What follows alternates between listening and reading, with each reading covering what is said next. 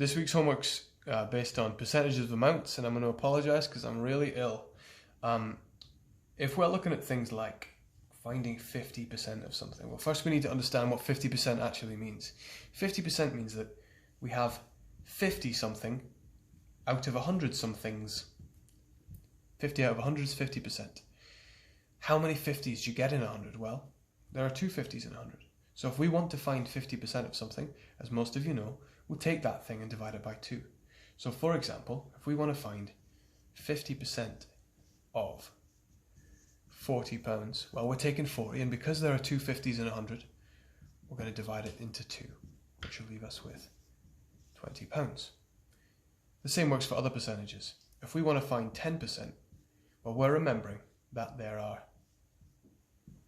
10 tens in 100. So we're going to take the thing and divide it by 10.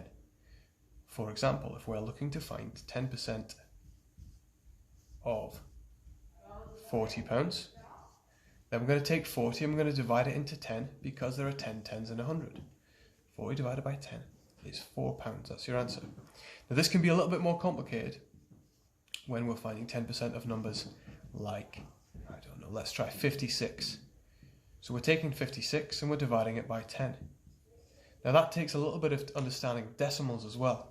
When we're dividing 56 by 10, we can either use the calculator, or we can recognise that when you divide by 10, you take the decimal point and you move it along one. So 56 divided by 10 is 5.6. Likewise, with 40 divided by 10, some people might use the technique where you take off a 0. Hence 40 divided by 10 is 4. So if we're looking for 10% of a number, we're dividing by 10. And we can use 10% to find other percentages. For example, if 10% of something is 4, then 5% is going to be half as much because 5 is half of 10, so that would be 2.